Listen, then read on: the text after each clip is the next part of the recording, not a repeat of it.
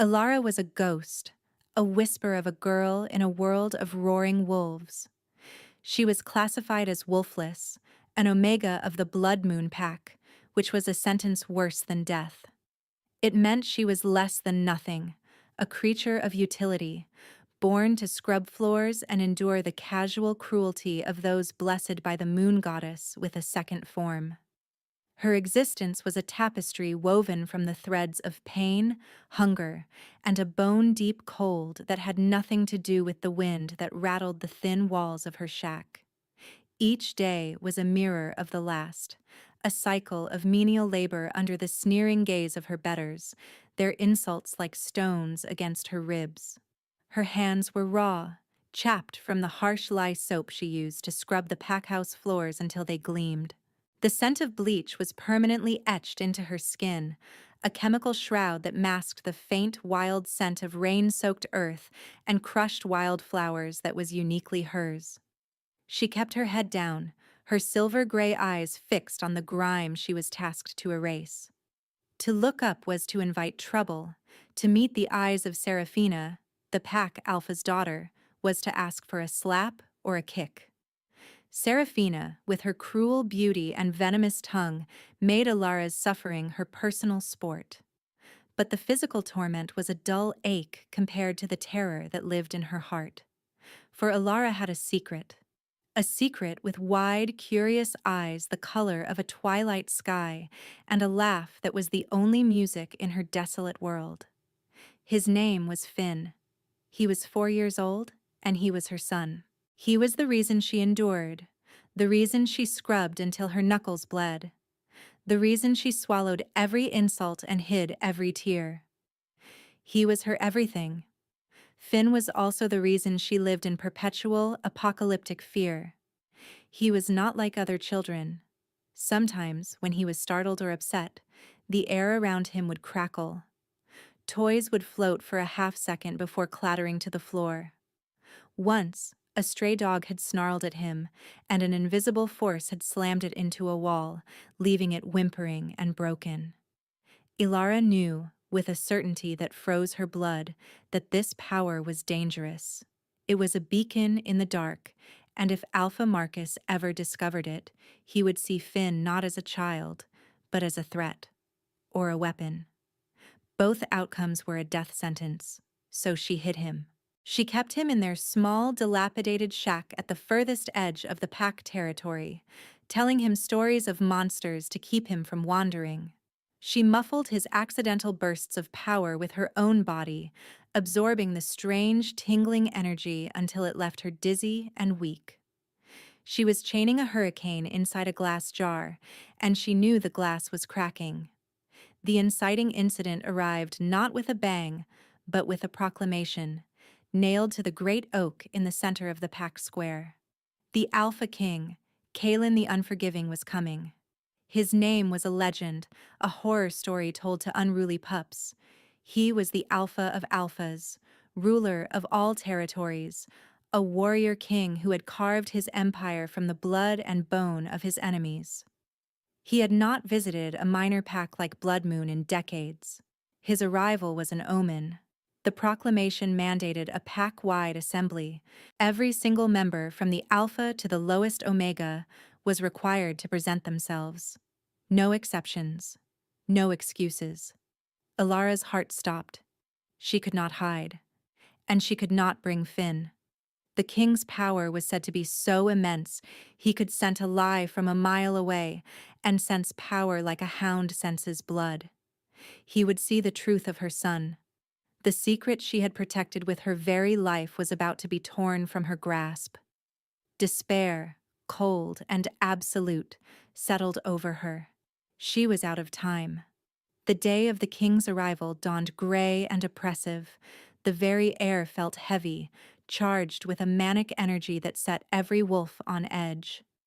Ilara felt it like a physical weight on her shoulders, a premonition of doom. She had hidden Finn in a small, hollowed-out space beneath the floorboards of their shack, with a stale piece of bread and a flask of water. She had kissed his brow, her tears falling on his sleeping face, and whispered a desperate prayer to a goddess who had long ago abandoned her. King Kalen arrived like a storm front. He didn't ride in a carriage. He walked at the head of his royal guard, their black and silver armor gleaming. He was a giant of a man, well over 6.5 feet tall, with shoulders as broad as a doorway. His face was all harsh angles and brutal beauty, as if carved from granite by a merciless god. A jagged scar cut through one dark eyebrow, a testament to a life of lethal violence. But it was his eyes that held the true terror. They were the color of molten gold, blazing with an ancient predatory intelligence that seemed to strip away all pretense and peer directly into your soul. His power rolled off him in palpable waves, a crushing pressure that forced the air from Alara's lungs and made the ground itself seem to tremble. He was a king, a god, a walking apocalypse. His gaze swept over the assembled pack, dismissive and cold. He was a creature of absolute authority, and the wolves of Blood Moon, including their arrogant Alpha Marcus, bowed their heads in submission. He was searching for something, his golden eyes scanning face after face. A deep, primal ache radiated from his chest, the same hollow ache he'd carried for a century, the gnawing emptiness of a wolf without his mate. His wolf, a beast of shadow and fury, was restless, pacing the cage of his ribs, scenting the air for a hint of something that was missing. Alara tried to make herself smaller, to fade into the miserable huddle of Omegas at the very back of the assembly. She pulled her threadbare shawl tighter, hoping to smother her own unique scent of rain and wild flowers. Her heart hammered against her ribs, a frantic bird beating its wings against a cage. She just needed to survive this. She needed to get back to Finn. But fate, in its infinite cruelty, had other plans. Seraphina, spotting Alara's attempt at invisibility, glided through the crowd. Her lips were curled in a triumphant sneer. "Trying to hide, little rat?" she hissed, her voice dripping with poison. "The king demands everyone be present. That includes worthless, wolfless filth like you." Before Alara could react, Seraphina's hand shot out, her fingers tangling painfully in Alara's matted hair. With a vicious yank, she dragged Alara from the back of the crowd, stumbling and crying out, and threw her onto the ground at the very front of the assembly, directly in the path of the Alpha King. Alara landed hard on the packed earth, the impact jarring her bones. Humiliation burned hot in her cheeks. The pack members snickered, their scorn a familiar lash against her spirit. She scrambled to her knees, keeping her eyes down, her hair falling like a curtain to hide her face. She prayed he would just pass her by, that he would dismiss her as the insect she was meant to be. But he stopped. The crushing weight of his presence intensified, focused entirely on her. The world went silent. The snickering died. The only sound was the frantic beat of her own heart. Slowly, terrified, she lifted her head. Their eyes met. For King Kalen, the world fractured. A scent, intoxicating and forbidden, slammed into him like a physical blow. Rain-soaked earth, crushed wildflowers, and something else. Something pure and powerful, like moonlight given form. It was the scent he had dreamed of, the scent his soul had craved for 100 lonely years. It cut through the stench of the subservient pack, a singular, perfect note in a cacophony of noise. His golden eyes locked onto the kneeling Omega, onto her wide, terrified, silver-gray eyes. His wolf rose up within him, a feral god awakened from slumber, and roared a single possessive word that echoed in the marrow of his bones. Mine. For Alara, the connection was a lightning strike. A dizzying, terrifying warmth flooded her veins, chasing away the perpetual cold for the first time in her life. It was a magnetic pull, a force of nature that demanded she rise, that she go to him. It felt like coming home to a place she had never been. The terror was still there, a frantic scream in the back of her mind, but it was now tangled with a new, bewildering emotion, a sense of belonging. She saw not just a king, but a protector. not just a tyrant, but a sanctuary. Her soul recognized his before her mind could even process the impossibility of it all. The most powerful man in the world, the Alpha King, was her mate. And she was a wolfless Omega with a secret that could get them all killed. King Kalen took a step forward, his entire being singularly focused on the woman at his feet. The world around them had ceased to exist. There was only her scent, her eyes, the frantic pulse he could see beating in the delicate skin of her throat. He wanted to touch her, to wrap her in his arms and spirit her away from this wretched place. He wanted to burn the world down for every tear she had ever shed. Alpha Marcus, seeing the king's dangerous focus on the pack's lowest member, felt a surge of panic and fury. This Omega was a stain on his pack's honor. For the king to show any interest in her was a direct insult to him and, more importantly, to his daughter Seraphina, whom he had hoped to offer to the king as a potential mate. He had to sever this connection, to humiliate Ilara so thoroughly that the king would be disgusted. "Your Majesty," Marcus began, his voice slick with false deference as he stepped forward, deliberately placing himself between Kalen and Ilara. "Pay this creature no mind. She is a wolfless Omega, a disgrace to our pack. Worse, she is sullied." He let the word hang in the air, heavy and poisonous. "She has a bastard pup, Your Majesty. A child of unknown origin." The words were a physical blow to Ilara. She flinched, her blood running cold. "No, not Finn. Please, not Finn." Seraphina seized the opportunity, her voice high and cruel. "That's right. She hides the little freak away in her hovel. Bring it out. Show the king the Omega's shame." A sick, triumphant smile spread across Marcus's face.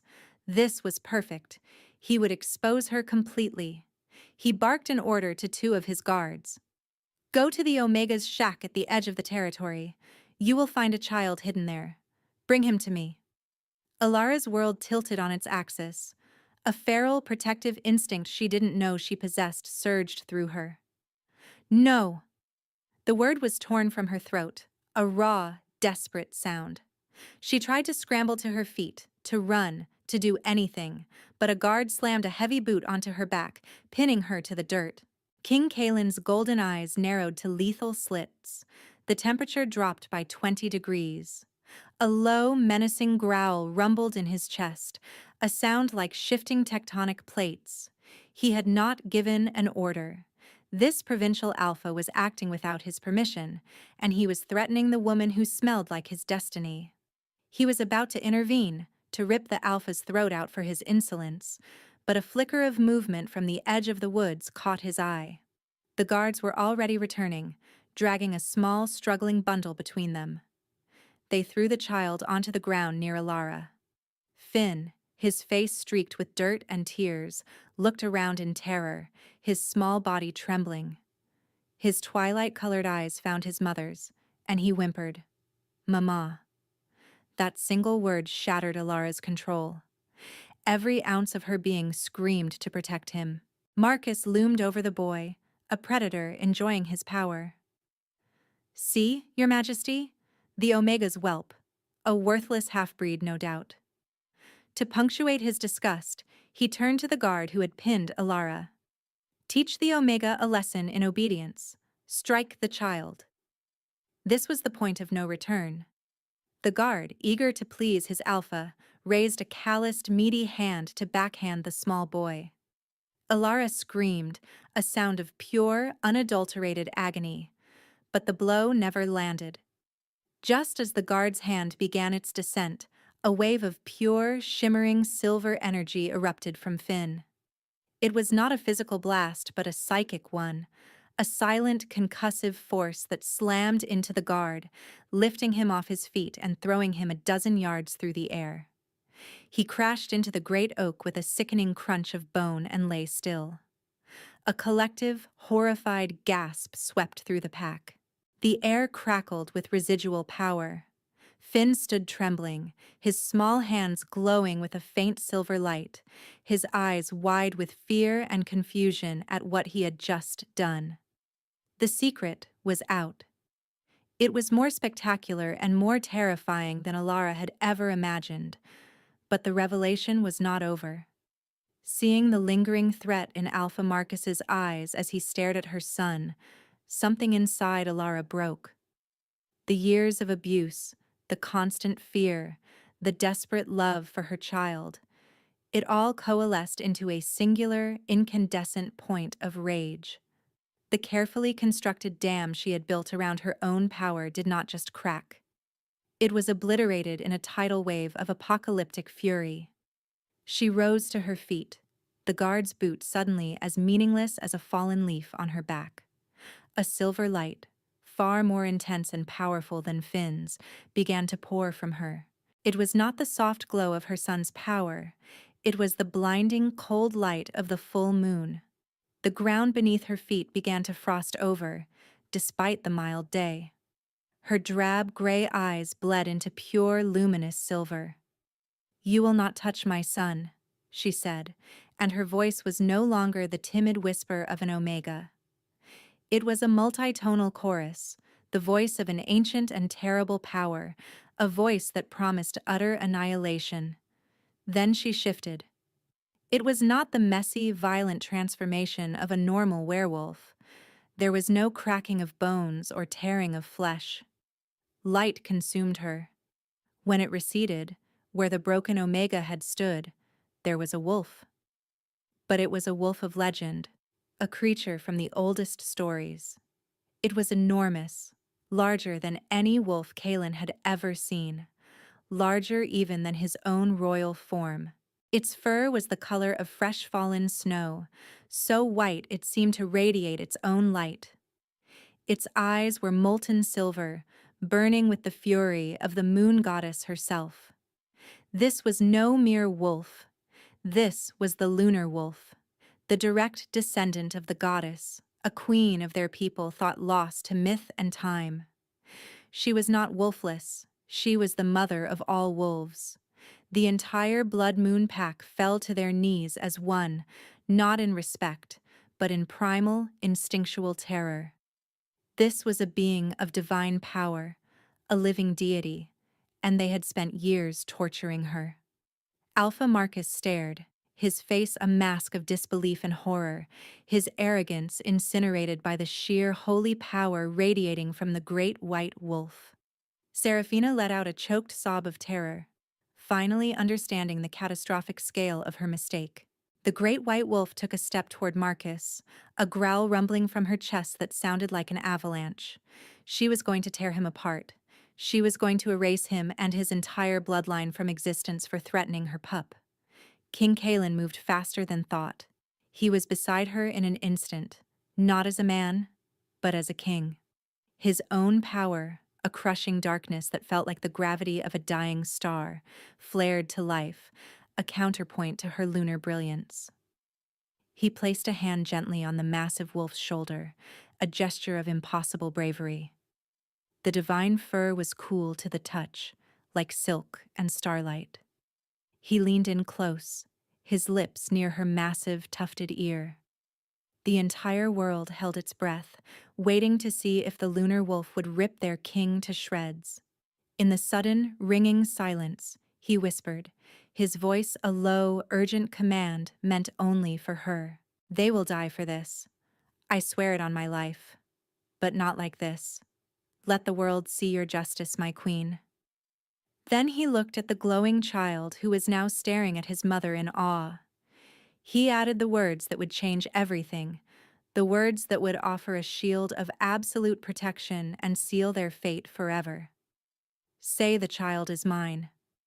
It was a command, a plea, and a promise all in one.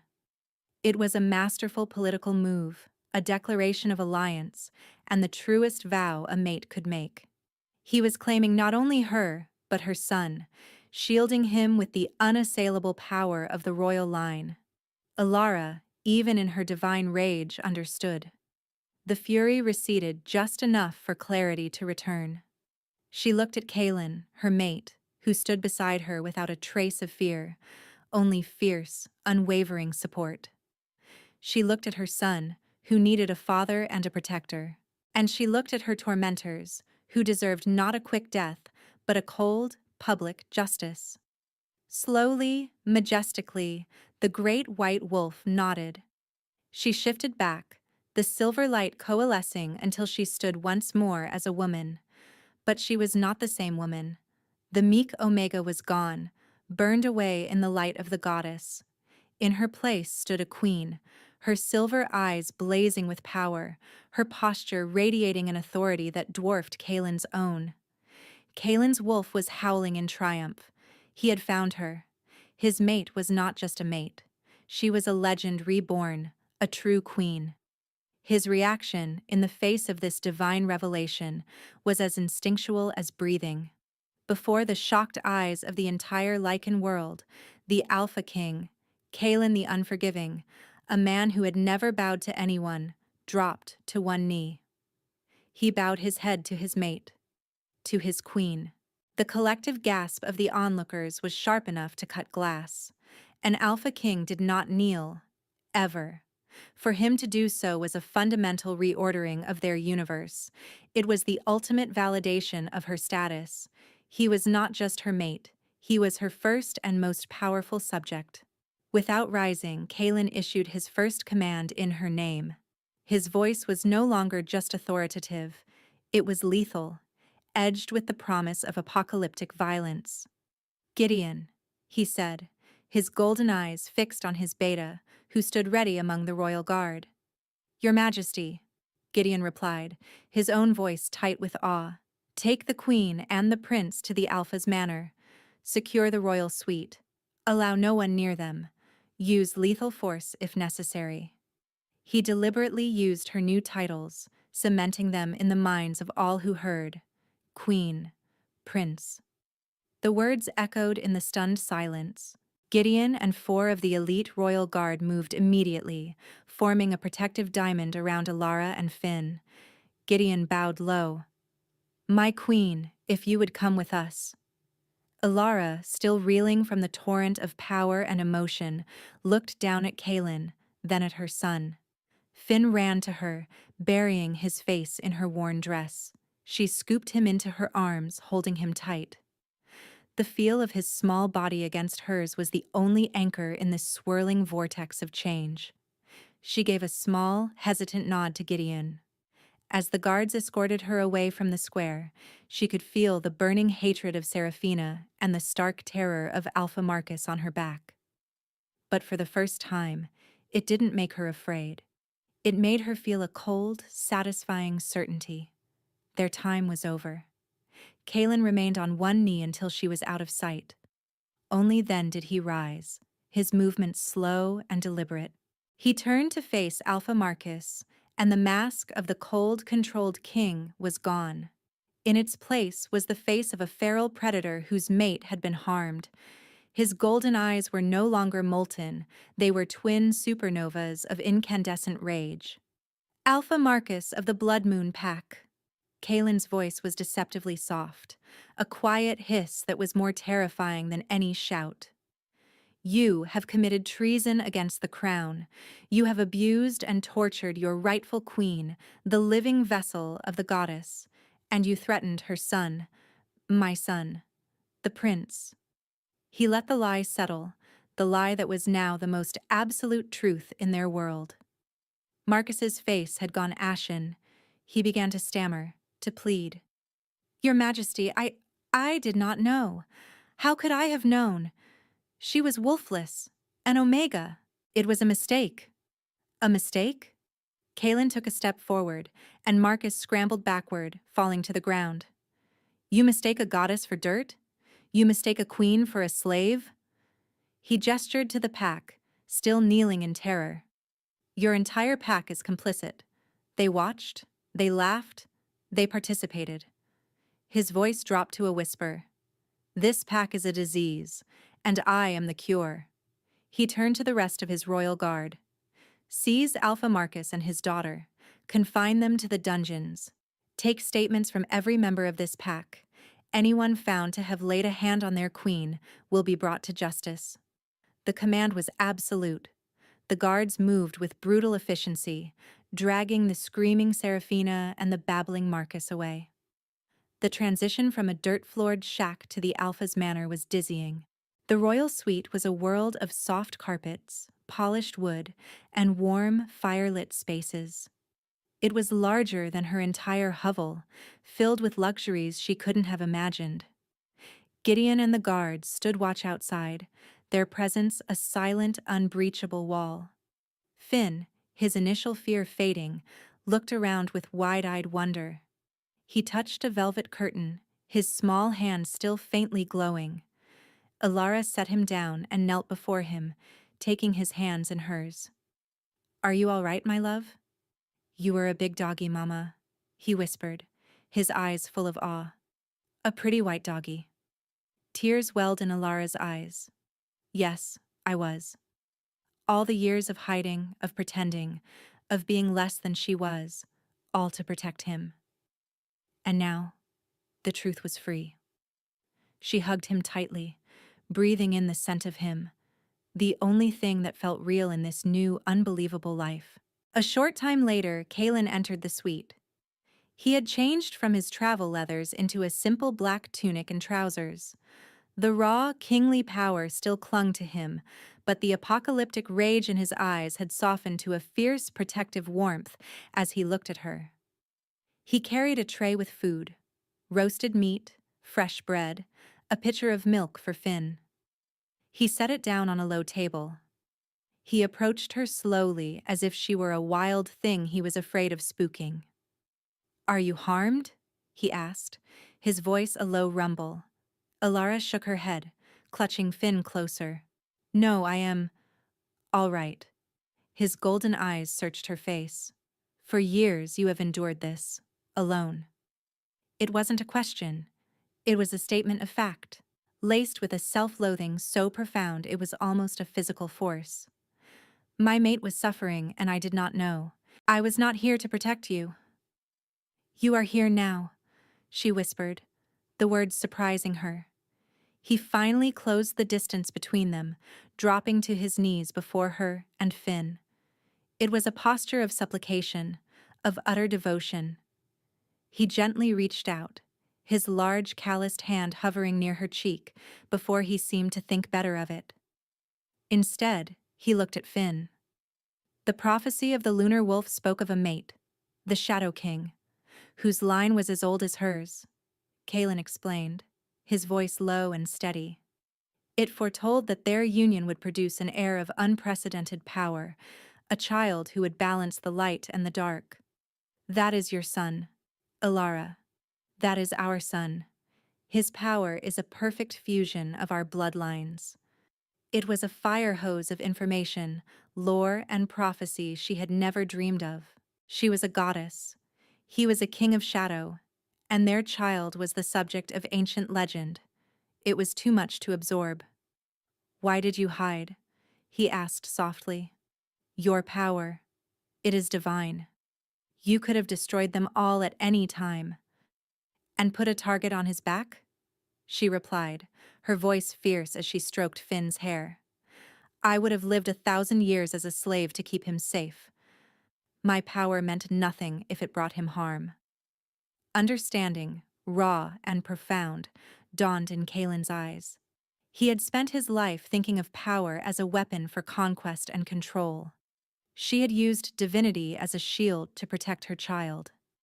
In that moment, his respect for her eclipsed even the overwhelming pull of the mate bond.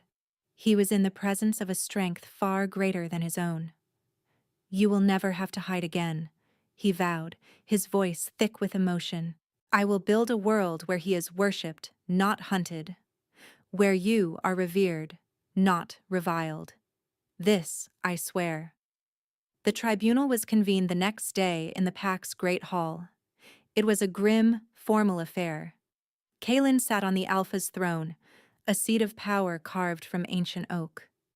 But beside it, another, even more ornate chair had been placed. Alara sat there, dressed in a simple but elegant gown of dark blue that one of the king's attendants had provided. She held Finn on her lap, his small hand clutching hers. Her silver eyes were calm and cold as she looked out at the assembled pack. Alpha Marcus and a weeping Seraphina were dragged before the thrones in chains. They looked broken, their arrogance stripped away, leaving only pathetic, sniveling fear. Dozens of other pack members stood behind them, those who had been identified as her most prominent tormentors. Kalen stood. His voice boomed through the hall, imbued with the absolute power of the Alpha King. Justice is not a concept to be debated, it is a debt to be paid. He turned his gaze to Marcus. You were entrusted with the care of a pack. Instead, you fostered cruelty. You allowed the sacred to be defiled. You raised your hand against a child of the royal line. He paused, letting the weight of the accusation settle. For these crimes of treason, the penalty is death. Marcus collapsed, begging for his life. Kalen ignored him, his gaze shifting to Seraphina. You, daughter of Marcus, you took pleasure in the suffering of your queen. Your heart is a pit of jealousy and spite. You are a poison in the blood of our people. His voice was utterly without mercy. You will share your father's fate.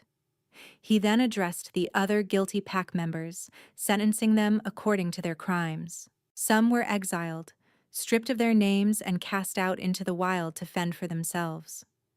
Others were sentenced to years of hard labor, rebuilding the pack they had helped to corrupt. The justice was swift, brutal, and absolute. But when it came to Marcus and Seraphina, Kalen turned and looked at Alara. My queen, he said, his voice now gentle for her ears only. The final sentence is yours to deliver. It is your right. Alara looked down at the two people who had made her life a living hell. She saw no remorse in their eyes, only fear for themselves. She felt the ghost of every blow, the sting of every insult. She thought of the cold, the hunger, the constant terror she had felt for her son. A part of her, the wounded Omega, wanted them to suffer as she had suffered. But as she looked at Finn, who watched the proceedings with a child's solemn curiosity, she knew she could not be the monster they were. She was a mother. She was a queen. Her reign would not begin with vengeance, but with justice. She met Kalen's gaze and gave a single, almost imperceptible shake of her head.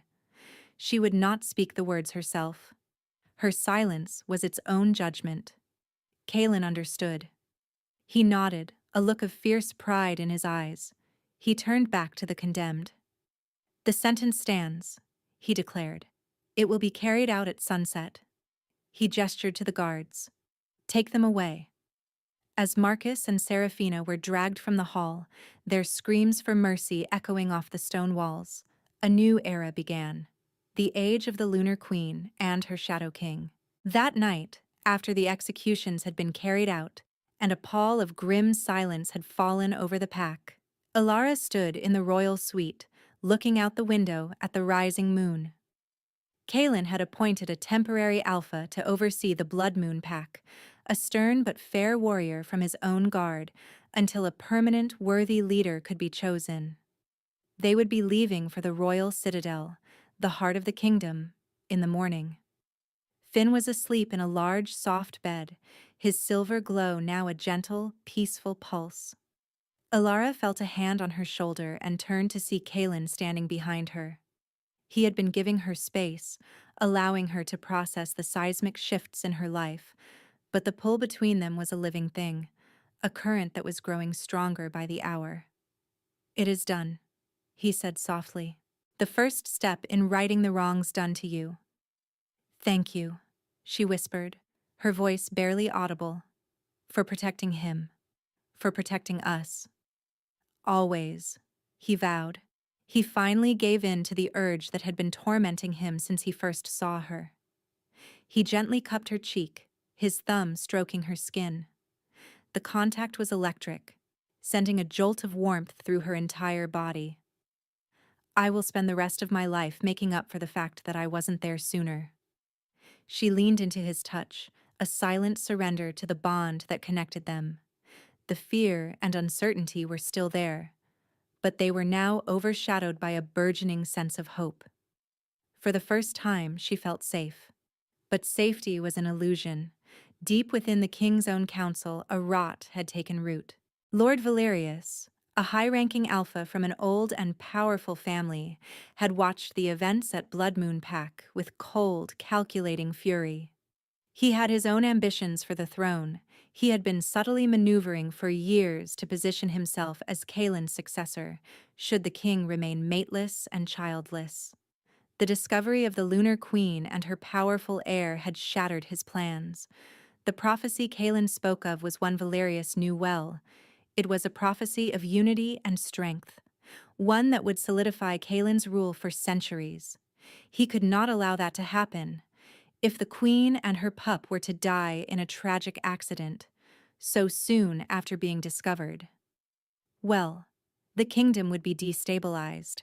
The council would demand a stronger hand, and Kaelin, lost in grief, would be vulnerable. Valerius was not a fool. He would not act himself. But he had loyalists, men who owed him everything, planted even within the royal guard. That night, as the Blood Moon Pack slept a troubled sleep, he put his plan into motion. A faint sound woke Alara from a light doze. It was the soft scrape of a boot on stone from the hallway outside their suite. The royal guards Gideon had posted were silent, disciplined warriors. They did not make careless sounds. A primal instinct honed by years of living in constant danger screamed at her. She slid silently from the bed, her heart pounding. The silver light began to gather at her fingertips as she moved toward the main room of the suite, where Finn was sleeping. The door to the suite creaked open. 3 figures in the black and silver of the royal guard slipped inside, their weapons drawn. But they did not move like guards. They moved like assassins. Their target was obvious. They ignored Alara, their eyes fixed on the sleeping form of the child in the bed. Lord Valerius's orders had been clear. Kill the boy, make it look like a tragic consequence of the day's chaos, and dispose of the Omega. The first assassin reached the bed, his dagger raised. He never saw what hit him. Alara was no longer a cowering Omega. She was a queen and a mother protecting her child. A wave of pure lunar energy, cold and brilliant, erupted from her hand. It wasn't a physical blast. It was a wave of force and starlight that slammed into the assassin, encasing him instantly in a layer of shimmering, magical ice. He was frozen solid before he could even cry out. The other 2 assassins spun around, their faces masks of shock. They had underestimated her. They saw not a broken woman, but a silver-eyed goddess radiating lethal power. "You will not touch him," she snarled, her voice the same multitonal echo from the clearing. They charged her. One swung a sword in a wide arc. Alara ducked under it with a feral grace she didn't know she possessed, her own power guiding her limbs. She slammed her palm into the man's chest. He screamed as the freezing energy coursed through him, his heart stopping in an instant. He collapsed, dead before he hit the floor. The final assassin, seeing his comrades fall, let out a roar of rage and lunged, abandoning subtlety for brute force. He was bigger, stronger. He crashed into her, sending them both tumbling to the ground. His hands closed around her throat, squeezing. Black spots danced in her vision. She clawed at his hands, but he was too strong. Panic seized her. "Finn!" Suddenly the pressure vanished. A blur of black motion, a sound like a thunderclap, and the assassin was torn off her. Kaelin was there, a storm of lethal fury. He had sensed her distress through the mate bond, a spike of pure terror that had sent him crashing through the door from his adjoining room. He did not waste time with weapons. His hands, like steel claws, ripped the assassin apart. It was brutal, primal, and over in seconds. He stood over the broken body, his chest heaving, his golden eyes blazing with an apocalyptic fire that made the moonlight seem pale. His beta, Gideon, and other loyal guards stormed the room, securing the perimeter. Kaelin turned to Alara, who was gasping for air on the floor. He was at her side in an instant, his hands gentle as he helped her up, checking her for injuries. "Are you hurt? Did they touch you?" "I'm fine," she choked out, her hand going to her bruised throat. She looked toward the bed. Finn was sitting up, his eyes wide, but he was unharmed. The sight of him, safe, was all that mattered. Gideon knelt by one of the dead assassins. "Your Majesty, this is Lord Valerius's man." Kaelin's face became a mask of cold fury. "Valerius." He spat the name like a curse. The betrayal from within his own council was a wound far deeper than any blade. He dared to touch what is mine. He looked at Alara, at the fierce, protective fire that still burned in her silver eyes. She had not screamed. She had not hidden. She had fought. She had killed 2 of them herself. Pride, fierce and overwhelming, swelled in his chest. "You were magnificent," he breathed. He turned to Gideon, his voice dropping to a lethal calm. "Find Valerius. Bring him to me. Alive. I want to look him in the eye as I take everything from him." The command was unnecessary. At that moment, Lord Valerius, confident in his men's success, chose to make his appearance. He strode into the room, a facade of concern on his face. "Your Majesty, I heard a commotion. Is the Queen all right?" His eyes fell on the bodies of his dead men, the frozen statue of the first, and the furious, alive and well Queen. His face paled. The trap had failed. Kaelin gave him a slow, predatory smile. It was the most terrifying expression Alara had ever seen. "Valerius, how convenient of you to arrive." The Lord tried to bluff, to feign ignorance, but the evidence was laid bare at his feet. His eyes darted toward the door, but loyal guards now blocked his exit. He was trapped. "You coveted my throne," Kaelin said, his voice a low growl. "You tried to murder my son. You tried to murder my queen." He took a step forward, his shadow falling over the terrified lord. "There is no punishment in any law, old or new, that is sufficient for your crimes, so I will create one." Kaelin did not delegate the task. With a speed that defied belief, he closed the distance. The sounds that followed were sickening, but Alara did not look away. She stood tall, Finn now safely in her arms, and watched as the King of Shadows dispensed his brutal final justice. The threat was neutralized. For now, they were safe. 6 months later.